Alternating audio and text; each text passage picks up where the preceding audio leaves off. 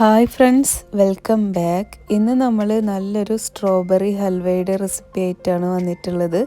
അപ്പോൾ നമുക്ക് എങ്ങനെ ഉണ്ടാക്കാൻ നോക്കാം. ആദ്യം നമ്മൾ സ്ട്രോബെറി എടുത്തിട്ട് അതൊന്ന് വാഷ് ചെയ്യണം.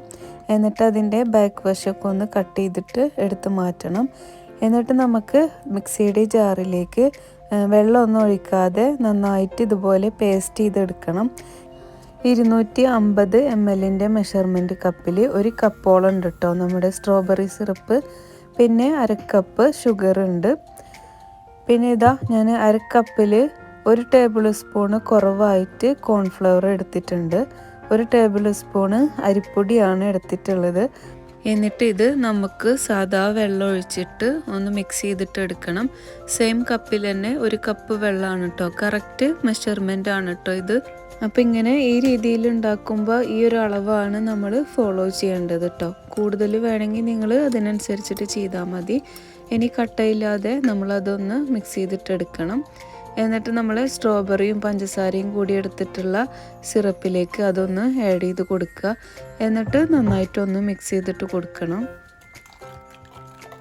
അപ്പോൾ മിക്സ് ചെയ്യുമ്പോൾ നമ്മുടെ പഞ്ചസാര ഒക്കെ നന്നായിട്ട് മൾട്ടായി കിട്ടണം. അപ്പോൾ കുറച്ച് നേരം ഒന്ന് നന്നായിട്ട് മിക്സ് ചെയ്തിട്ട് കൊടുക്കണം നമ്മൾ.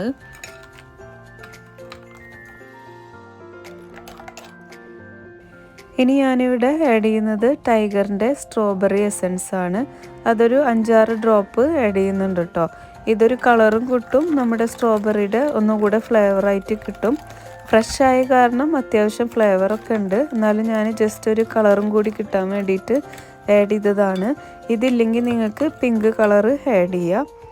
ഇനി നമുക്കിതൊന്ന് പാനിലേക്ക് ആഡ് ചെയ്ത് കൊടുക്കണം. ഞാൻ ഫ്ലെയിം ഓൺ ചെയ്തിട്ടില്ല. ഇനി നമുക്ക് കുറച്ച് കാര്യം കൂടിയും ചെയ്യാനുണ്ട്.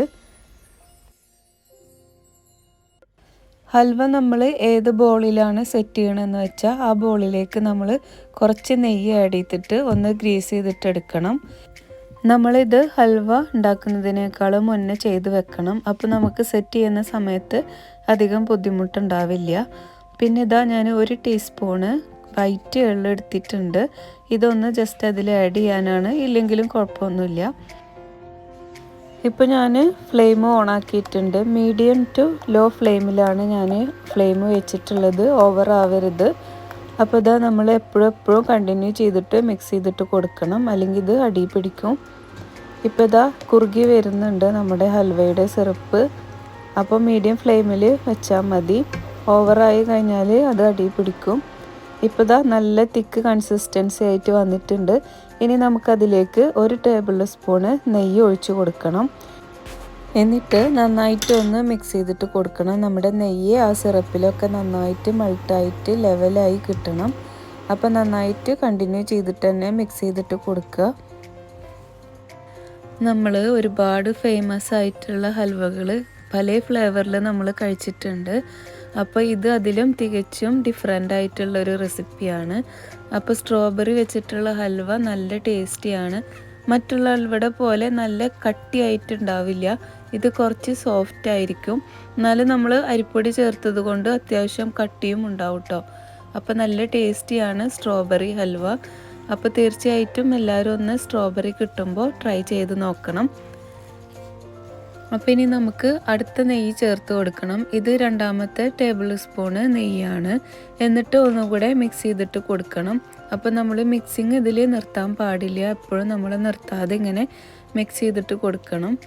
പിന്നെ നിങ്ങൾക്ക് സ്ട്രോബെറി കിട്ടിയിട്ടില്ലെങ്കിൽ ഇപ്പോൾ സൂപ്പർ മാർക്കറ്റിലൊക്കെ സ്ട്രോബെറിയുടെ ക്രഷ് കിട്ടുന്നുണ്ട് നമുക്ക് ബോട്ടിലൊക്കെ. അപ്പോൾ അത് ആയാലും കുഴപ്പമില്ല. സെയിം അളവിൽ നിങ്ങൾ ഇത് ചെയ്തെടുത്താൽ മതി.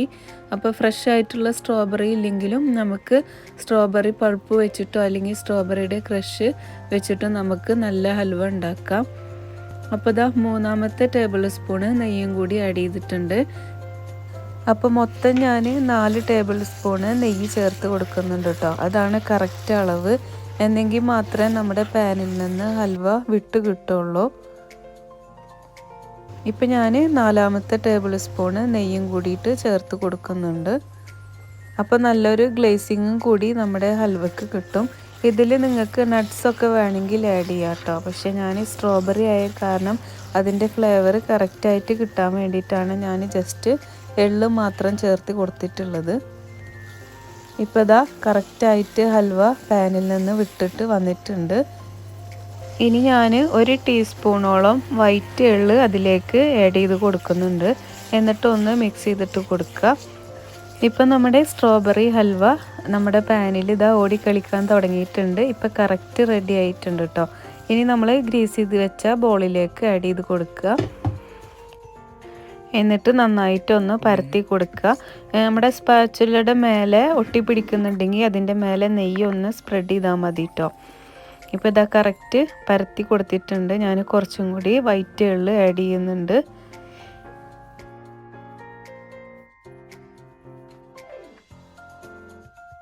ഇനി നമുക്കിത് ഒരു 1.5 മണിക്കൂറോളം റെസ്റ്റ് ചെയ്യാൻ വെക്കണം. ഇതിൻ്റെ ചൂട് നന്നായിട്ട് മാറണം. അപ്പോൾ 1 മണിക്കൂറോ അല്ലെങ്കിൽ 1.5 മണിക്കൂറെങ്കിലും റെസ്റ്റ് ചെയ്യാൻ വെക്കണം. അപ്പോൾ നമുക്ക് 1.5 മണിക്കൂർ കഴിഞ്ഞിട്ട് കാണാം. ഫ്രിഡ്ജിലൊന്നും വെക്കണ്ട കേട്ടോ, പുറത്ത് തന്നെ നമ്മൾ റെസ്റ്റ് ചെയ്യാൻ വെച്ചാൽ മതി.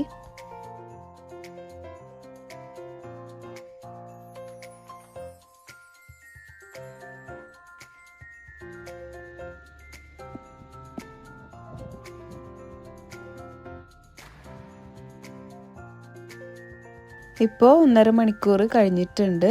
നമുക്ക് കട്ട് ചെയ്യുമ്പോഴൊക്കെ നല്ല അടിപൊളിയായിട്ട് കിട്ടുന്നുണ്ട്. അപ്പോൾ നിങ്ങൾ അരിപ്പൊടി എന്തായാലും ചേർക്കണം.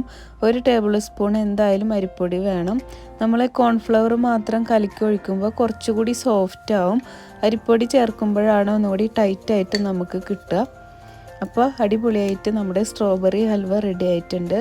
അപ്പോൾ തീർച്ചയായിട്ടും എല്ലാവർക്കും സ്ട്രോബെറി ഒക്കെ കിട്ടുമ്പോഴോ അല്ലെങ്കിൽ സ്ട്രോബെറി ക്രഷ് വെച്ചിട്ടോ നിങ്ങൾ ഹൽവ റെഡിയാക്കണം.